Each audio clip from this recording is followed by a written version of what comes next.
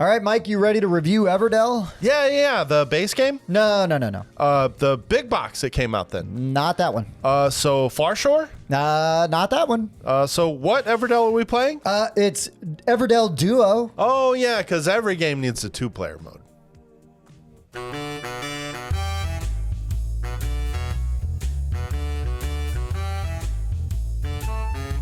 Hey guys, I'm Tim. I'm Mike. And this is the Board Game Rundown. And today we're going to review Everdell Duo. This was sent to us for review.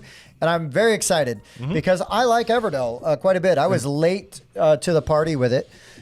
So when they had this duo, I'm like, okay, definitely, let's try it out. They're fun games. So this one, really interesting, has 3 different modes you can try out. There is competitive, where you just play head-to-head. There is cooperative, where we team up. And then there is also a cooperative campaign mode, where you're going to tally up your scores as you try to meet each challenge for each campaign. There's 15 chapters that you play through. So we'll kind of walk through like how you play the game, and then we'll explain what is different in each mode. Yeah, so because we've played competitive and we've played one chapter of the co-op campaign. Yes. Yeah. And so in competitive and cooperative and campaign, you're going to, on your turn, choose one of 3 actions. You can place a worker into one of the spots, and you're going to basically gain the resources or do whatever that spot tells you.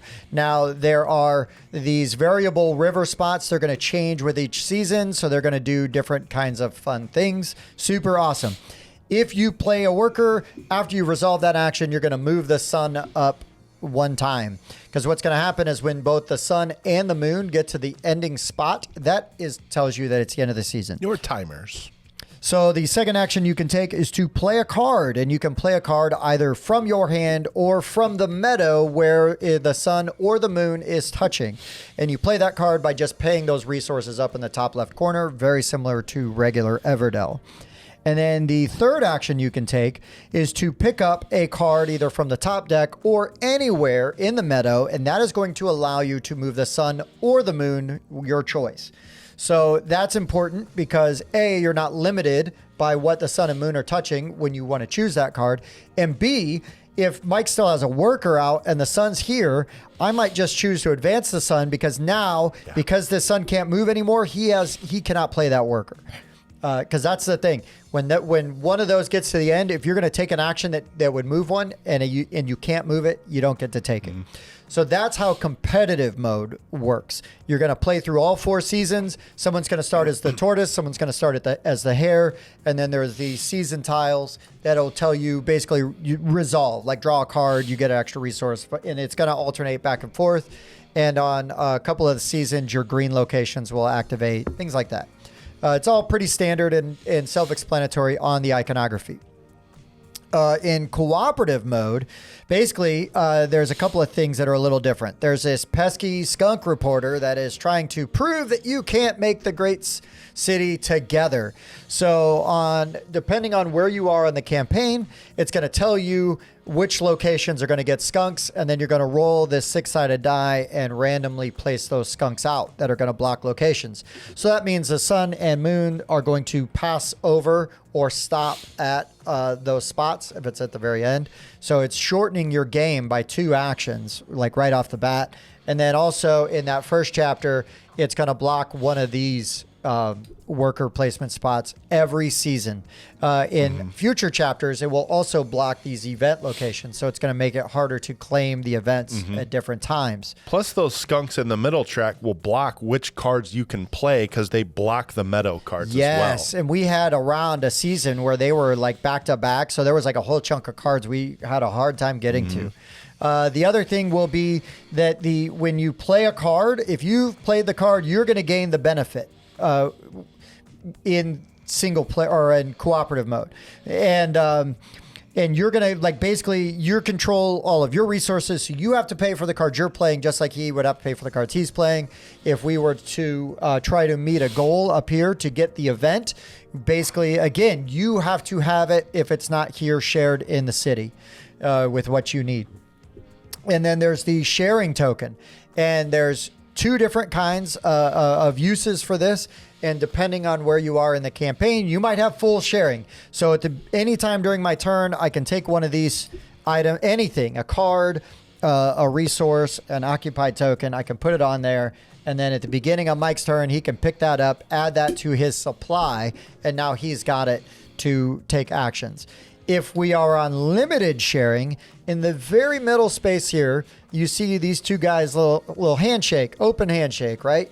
If the sun or the moon is by them on this spot, you can do the share action. Works the same way, but only when they are there. And there will be scenarios where you do not have the share token at all. Chapter 2. So that's limited. It's limited in chapter 2. Yes. And then in some of the other chapters, you don't even have it at all. One other thing that's a little different is when you have these buildings here, if you have an occupied token, you can play an occupied token on the building and then play a critter of the same color, basically for free. It will take an action. It counts as playing a card from your hand. That is available in both co-op and competitive mode. That's basically the game. Again, you're going to go through all the seasons. They're going to have goals in the campaign book that you're trying to meet. Maybe it's X amount of events and a certain points total. And they do give you an easy and a hard mode. Oh, yeah. They also give you a stopwatch or a pocket watch that you can use. It will allow you to, if you use it, you're going to move that back one spot. But then it's gone.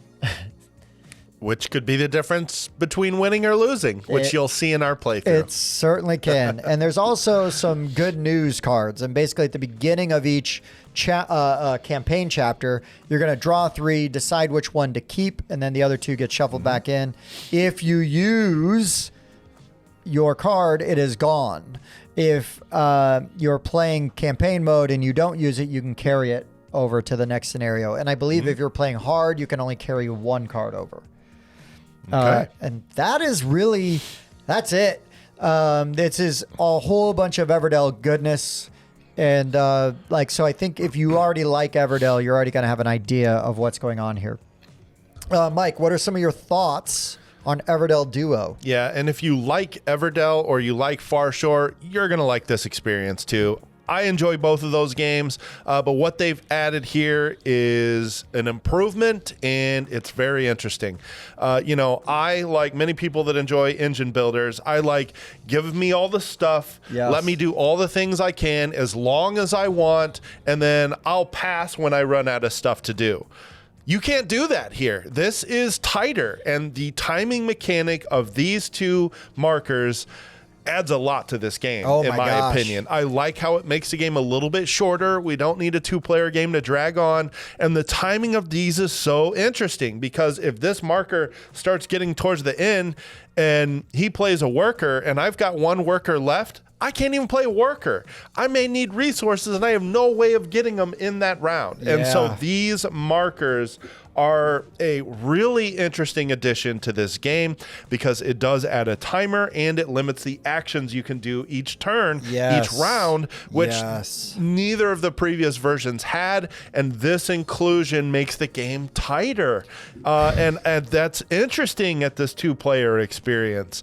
But on top of that, the co-op had a very different feeling than the competitive version had. We were really talking out which actions we were going to be performing. We were really talking out who could use each card, who had the resources to build those cards. Right. We were sharing resources and cards each round.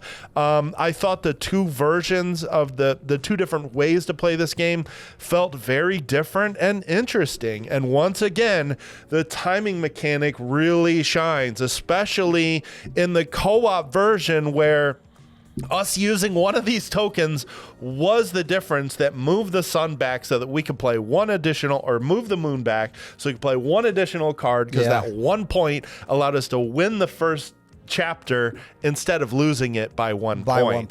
That's how tight it was in our first attempt at this. That was chapter 1. Chapter 1. Oh my gosh. So I thought the modes were different and interesting, and I thought the timing mechanic, again, very interesting and keeps the game tight, which differentiates it from the first 2 versions of this game. Oh, 100%. I will just tell you that if you like Everdell, you're in.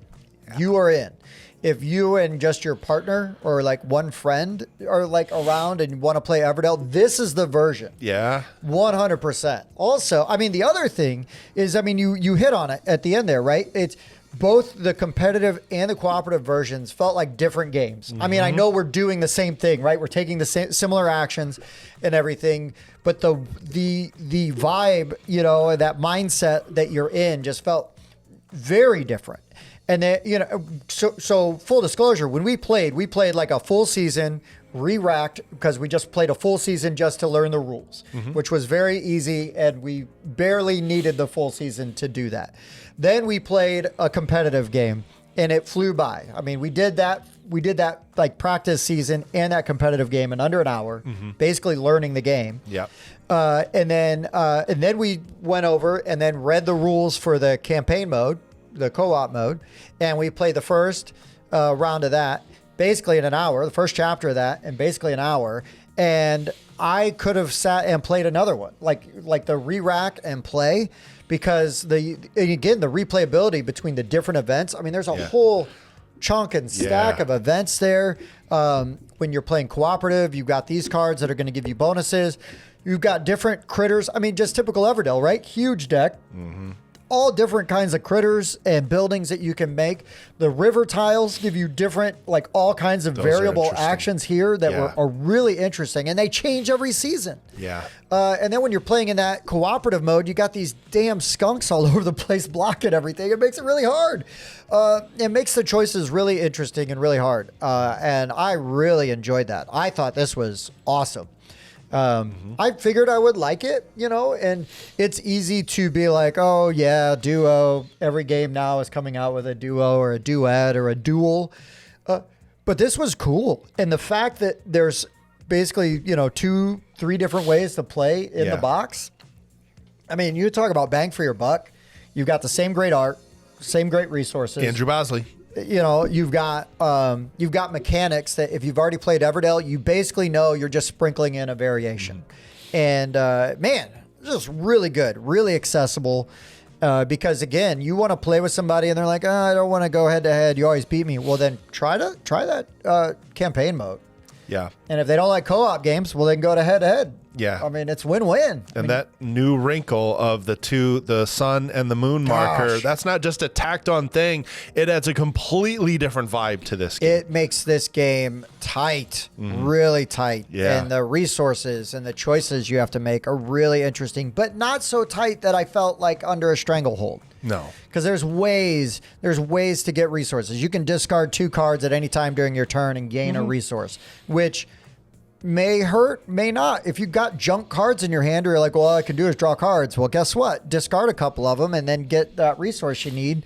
That might be able to allow you to play another card. I mean, there's options. Yeah. You know, it's just like regular Everdell. There are these destination locations and characters you can make, which then give you additional worker placement spots, and you can use your opponents or your teammates' spots. You know, I mean, so all of that was really interesting. The timing does make that co-op game feel very tight, though. It literally came down to 1 card played that was the difference. And the scary thing is, Tim, there's 3 more skunks over there. They're going to be doing more blocking. I know. It's crazy. It is crazy. But everything in this game was great. It looked great. It felt great. I had a great time playing. Even when we were making those tough decisions during the co-op mode, it was really fun and really interesting. I'm really excited about this game. I thought I would like it, but I really loved it. I loved it. It's very good. All right, Mike. So we're going to rate this on the rundown. How do we do our scores here? We use 0.5s. We rank them from 0.5 up to 10. We're going to average our 2 scores together to give you a rundown score, and that's the score that we will put on BGG and Discord. Okay, so everybody wants to know, Mike, what do you rate Everdell Duo?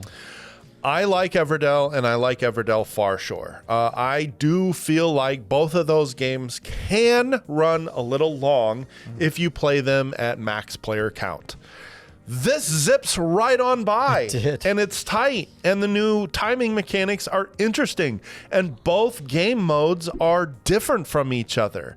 And I'd be interested in playing the entire campaign just to see the changes from game to game.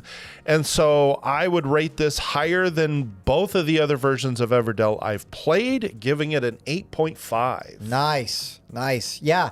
I'm kind of with you, like, because now I could play this with my daughter. I might be able to get my wife to play this because she likes Everdell. And again, the setup isn't as bad, right? You know, it's faster with the teach and everything, and the gameplay is just faster too. It's a 9 for me. I mean, I love this game. I'm excited about this game. This is good. I love that you can have this full Everdell experience in less than 30, 40 minutes. Yeah, for sure. Yeah. For sure. And maybe closer to an hour with teach, maybe, if they haven't played any Everdell before. But if they have, because every time, I mean, Mike and I both were just like bang, bang, bang with our turns. It was quick. It was really quick. Absolutely. I love that. I appreciated that quite a bit. This was a solid entry into the Everdell universe. And so if you add our scores together and average them, you get an 8.8. That's pretty good. It's very good. And this is a very good game. Yeah, I will be shocked if this game isn't very popular going forward. So it absolutely should be. If you like Everdell and you thought maybe it goes a little long and maybe they could improve the 2-player version, they have. It's called Everdell Duo, and you should check it out. Yeah, yeah. All those things Mike said. So if you like this video, check out, we've got a playthrough of the campaign, the first chapter of the campaign mode, and we do have a playthrough of the competitive game where we did get a few rules wrong, but that's okay. We still played it, had a good time. So whatever. All right, man. Well, this was awesome. Thanks, Mike, for doing this with me, and for the board game rundown. I've been Tim. I was Mike.